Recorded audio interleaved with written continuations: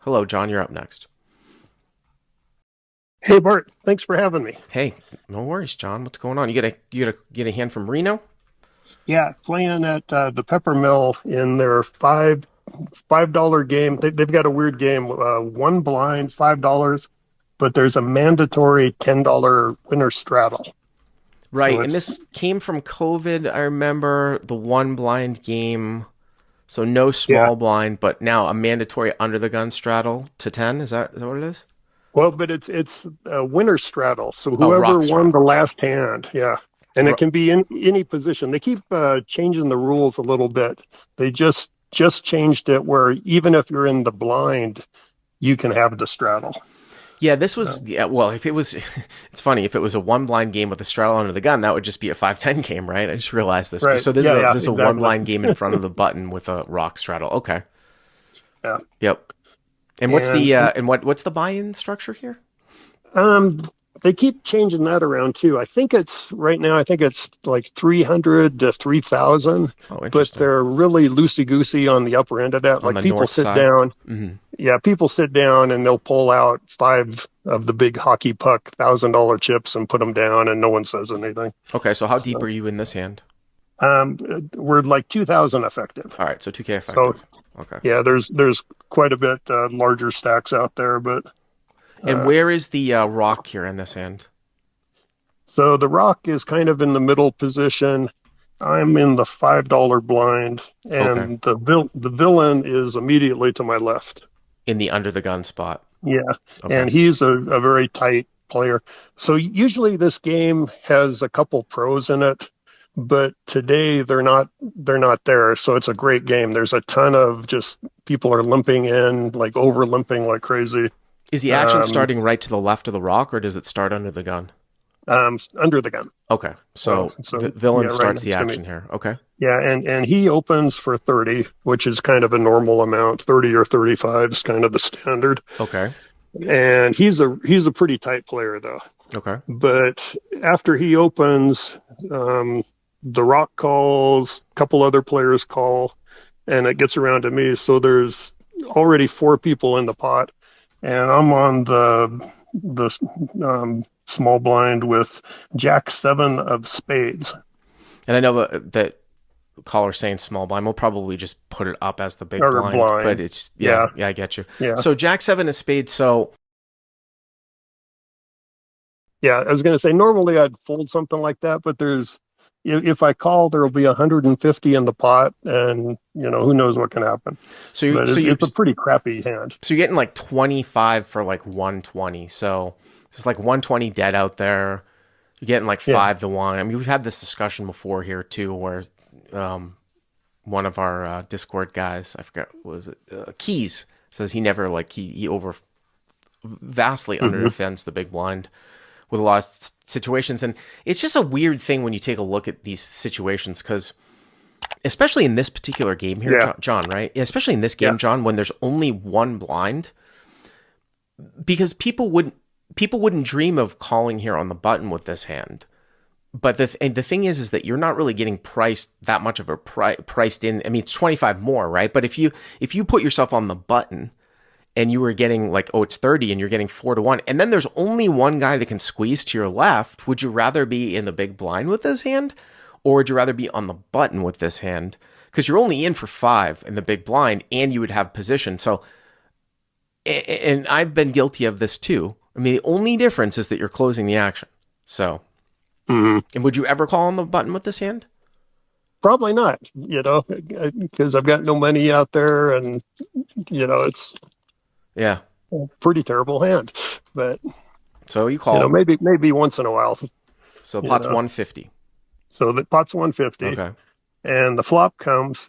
But before the flop comes, I check in the dark. Okay. I'd like to get your opinion on that. I usually do that when I'm out of position and I not don't not do that. representing strength. I don't really do that and hold them. Hmm. I actually think it's probably proper to check in the dark in bomb pot games, whatever form it is, whether it's double board or single. Sometimes they run these single board no limit because it's so strong to come out and lead out into 8 unknown hands, especially if you're in the small blind, that it's almost too strong to do so because you force people to fold out hands in certain situations, like In no limit, the example I use, if it comes out like king 4-4 and you lead out first to act in a single board no limit bomb pot, the guy to your left should just be folding like king queen. You know what I'm saying? Like really with Yeah. 7 people behind. So that's why I like a check in the dark there. I don't usually do it in no limit just because I feel like maybe once in a while you might want to have some leads in certain situations. I don't think it's like terrible, but okay. So you check in the dark, and what's the Yeah. flop? And the flop's fantastic. It's 6 of clubs, 7 of diamonds, 7 of hearts. All right, so you flop trips. Flop trips, Okay. very Yeah. happy. Yeah. And then the villain surprises me. He checks also, you know, like I'm putting him on aces, kings, ace, king, something like that. Well, he would check ace king though, right? On the flop. Um, I don't know, on a double paired, or I mean, on a paired board, wouldn't you bet like a third pot or something just to, I don't know if I have you know, ace king of spades here, like into 4 yeah. people. I don't think I'm betting Yeah, 7-7-6. I know, I know. That's kind of how I'm feeling. Is Yeah. okay. He doesn't have a pair yet or something. And also, You know. you got to be, he might beat sometimes. It's a newer school thought that you're not always betting here, right? I mean, you could be checking Hmm. some over pairs here too. Like you see, like Yeah, aces get checked here sometimes. But okay, so under the gun checks. yeah. Okay. Uh-huh. So he checks, and then surprisingly, the other 3 all check too. All right. So So MP1 checks, check, check. Okay. All right. So everybody checks, which is why sometimes, especially if you're up against somebody that actually might do some checking of over pairs, this is where, I mean, very tough to balance, but this is why sometimes you might actually have a lead type of range. By the way, too, I was coming off of the World Series of Poker. I mean, I saw the main event, like, I saw so many sort of just pot control types of scenarios and multi-way pots. I was thinking I might actually implement leading if I flop something just to not get it checked through and just to build the pot up. But okay, so it gets checked through. then the turn is what I think is a good card, King of Diamonds. So if he's got Ace King or something, or if anybody has, a random king, I can make some money, I think. So I bet, but I bet small. I only bet $40, in like a quarter pot. So this is interesting, okay? Because this is a good example of what I kind of talk about when it doesn't make a whole lot of sense to me for the out of position player to do a lot of leading here on this card, whatever they hold, if this action went down, right? You got a tight Hmm. player that's checked 7-7-6, everybody checks through, right? Now the turn's the king. Now, much to what you were talking about here, it's just like, I don't, you want to let that guy bet ace king. You want to let somebody else bet sort of a king X type of holding here. Hmm. So, I mean, if the turn was a deuce, by all means, it's a green light. I would be betting here pretty much all the time, right? But if it's an over card that hits like sort of that pre-flop raise or sort of check back flop range, I'm pretty much checking a lot. And by the way, too, if I was going to do something on the flop and then I missed it, or I turned some sort of gigantic combo draw, I would also play this as a check raise. Like, say, for example, you had 8-9 of diamonds here. Again, it's 7-7-6 rainbow, turns the king of diamonds. Let's say you had 8-9 of diamonds here where you flop like you turn the world with a 15 out combo draw, right? And you can have a lot of 7x here. You would want to check raise for max fold equity as opposed to lead out. Now, the counter to my argument here would be, well, if you check raise here and the guy just bet folds a king, that's a disaster. Well, that's kind of where I vary my sizing a little bit. So I would probably have checked here on the turn. Just, sort of my thinking Okay. here. Yeah. Okay. Yeah. Yeah, I'm just thinking there's a lot of possible straight draws, and now there's a flush draw, and the king's going to hit somebody. I'm just thinking I gotta start building the pot, but Well, yeah, but you came out and bet 40 though. yeah, that's not building enough. Yeah. I mean, if I were to bet, honestly, if I were to bet here, I'd probably come out and bet. I wouldn't do a lot of betting, but I think it's probably Right. large bet or check just to build the pot up, like you said, Hmm. But Yeah. okay, so you go 40. Yeah, and I'm kind of hoping maybe somebody's got the other 7, because my 7 jack would probably beat most 7. There's no 6-7 suited available, so I don't have to worry about that. But like maybe someone's got 7-8 or 7-9 or 5-7. You're usually beating you're losing to ace 7, right? But then Yeah, you're beating the other 8-7 ones. is the only Right. the bad one, really. So You bet So 40. anyway, Okay. I bet 40, villain calls, and the other three all fold. The villain is the So under the gun guy?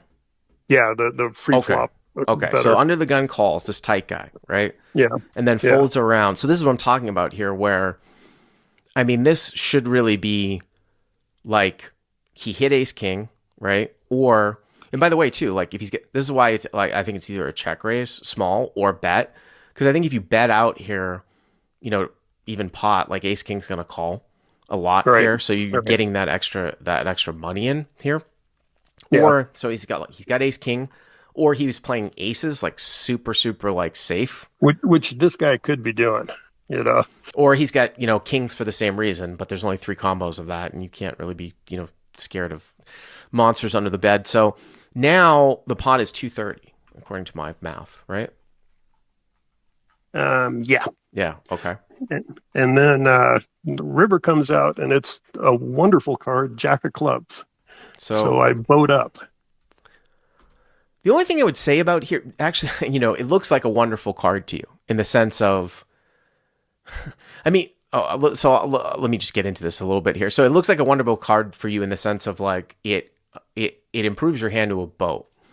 But when you actually take a look at the board and the opponent that you're playing against, right? Hmm. I would actually rather see a card below something that he might be peeling with in terms of having a pocket pair in his hand. Right.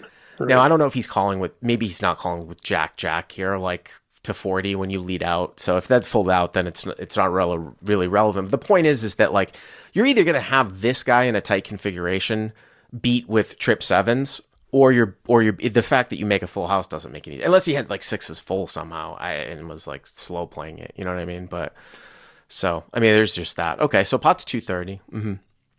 Yeah. And I bet again. I bet way too small, I think. But I feel like he's only, you know, the only thing I can call anything is maybe ace king, or if he's got aces, you know. Mm-hmm. So I bet $60. Yeah. That's way too small. Yeah. At least 200 to try to get him to call with aces or ace king, Right. Right. So, And then he surprises me though. He raises to 250. oh, I remember this now. So he raises at 250. Now, again, just to go back through the hand, I mean, you guys are 2K effective in this sort of multi-way situation. Not much money has been put in, so you're going to have a bunch of money behind here, right? And you have Jack 7 suited, and you complete, in essence, in the big blind 150, and it comes out 776. So you flop trips, gets checked through. Turns at king of diamonds here, but super small in turn. 40 call, pot's 230. Now, hero goes 60 on the river, and into 230. And now this guy goes to like 250, but you guys have like 1700 back. Here's the weird thing about this is that like your sizing is so small here that I can find situations where like if I was somehow your opponent here, like I very well might race with the river here with aces. Like I can't give you having a seven here the way that this hand sort of has gone down. Aces, of course, beats king jack here too, right? Now, the other thing though is that if you bet 3-bet the river though, that gets very, very strong. So this is a situation where it's like, well, I think my hand here is good 90, well, let's just say that you think your hand could be good here up to 90% of the time. So then is it always a 3-bet? Well, not necessarily, because if you put it, it's always at least a call if your hand's good 90% of the time given the pot odds. But if when you change the equation and say, well, I'm going to bet 3-bet here, and now he has to call me, right, with a hand that I have better than, say, 50% of the time, that's where it changes the equation. But I'll give you my gut here, though, John, because of your small sizing. Like, I think it would be a mistake to, like, jam, because then you really do change the equation. However, I think if you just clicked this one up, if it went 60 and then he goes 250 and then you go like 500 or go 490, you could even go less than that, you're going to get a crying call here from like aces or ace king quite a bit. And it's not like if you click it up to 490 that somehow suddenly someone's going to turn king queen here and jam on you into a bluff representing pocket kings to get you off of a 7, that dynamic is just not going to happen. So you're almost protected by the fact that, like, if you get jammed on, you could actually 3-bet fold the river here for value because that type of thing doesn't exist. So I think that that's what I would do. I would click this back here. I would click this back because of your small sizing. If you had used regular sizing, like if you came out and bet 120 on the turn and then went 2/3 on the river and got raised, then you can decide whether it's a call or fold. But I do feel like that because the hand was played so unorthodoxly, that you have the best hand here a lot, and I think you can get called here by somewhat of a click back. So what did you do? Yeah, I struggled with that a lot. It was definitely either a raise or a fold, like a min raise. But Well, it's I'm not a thinking, fold. I don't think I'm ever. I mean, You not a can't fold, sorry, A a raise or raise call. or a Min call. raise or Yeah, call. yeah. And I was thinking, okay, but yeah, I was actually pretty afraid, if I do raise and then he jams in, 2K or whatever. Now, I just want to say that T corrupt. Well, I mean, that's the problem here too. That's the other thing too. If you feel like you're not capable of 3-bet folding the river, then I would not raise. And that's where you get into a lot of situations where people don't do that, or they don't bet the river because they don't want to face a check raise. T Corrupta in the live chat says this opponent is not raising ace here. You wouldn't think so, but look at the sizing though. I mean, John went 40 on turn and then 60 into 230 at the end. I mean, even if John went 150, okay, then you don't 3-bet the river. But I mean, he went 60. So what did you do? So I ended up just calling. Okay. And he turned over the only hand that I could have maybe got some money out of. He had pocket sixes. Oh my God. I left so much money there. Yeah. Oh, that's crazy. Wow. Yeah. Yeah. It was kind of painful. And it totally makes sense why a tight player wouldn't bet on the flop, because he's got a full house. He doesn't need to bet yet. He flopped the full house. Yeah, I mean, wow. I mean, that's actually something that we'd even necessarily consider because he's going to have more of the king variety here with the bigger cards more often. Well, I mean, again, it's still probably a situation here, though. I got to be honest with you, where if you start to raise, like if you 3-bet jam here, now I can see you because you're on video. I don't know how old you are. Older guy, I don't know, above 50, right? 60 something. Okay. Yeah. So if you 3-bet the river here as a jam, I don't know if 6-6 is calling. If this guy is a tight under the gun player, because like you said, you're closing the action here, so you can have the king 7s, right, and like the jack 7. You could have quad 7s. But I think obviously you're going to get called here if you click it back. The question really is though, is that is the proper play to click this back to get called from like aces or king jack or possibly ace king that was like that, right? That type of thing. But that's an interesting one, John. I appreciate the call. Thank you very much.